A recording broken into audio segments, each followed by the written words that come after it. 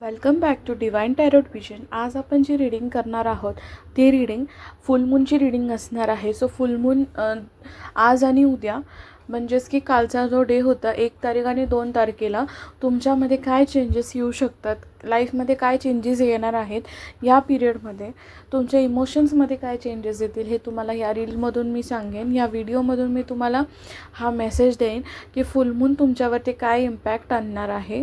Collective आणि timeless reading आहे. So जेवढा पार्ट रिलेट होतो तेवढाच रेझोनेट करायचा आहे, बाकीचा पार्ट तुम्ही सोडून द्यायचा आहे.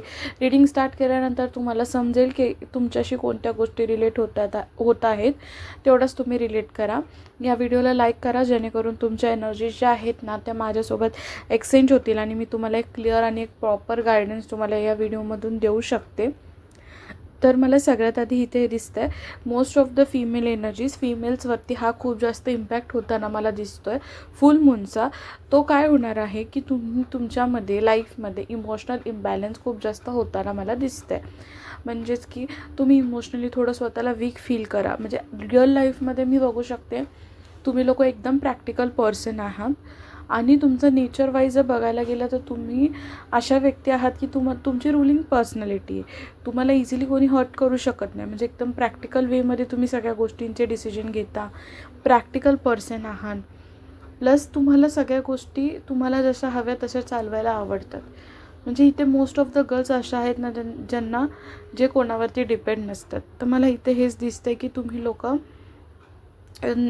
ह्या फुल मूनमध्ये तुमच्यामध्ये एक चेंजेस येईल. तुमची इमोशनल साईड जी आहे ना ती थोडी ॲक्टिव्ह होताना मला इथे दिसतं आहे फुल मूनच्या टायमिंगमध्ये. सो तुम्ही थोडंफार इमोशनल स्वतःला फील करू शकता. बट ठीक आहे, 2 ते 3 दिवस हा इफेक्ट असणार आहे. त्यानंतर परत बॅक टू नॉर्मल याला आणि तुम्ही रोज जसं प्रॅक्टिकल वागता राहता त्यात चेंजेस काहीच होणार नाही आहेत. फक्त हे 2 दिवस हे चेंजेस राहतील.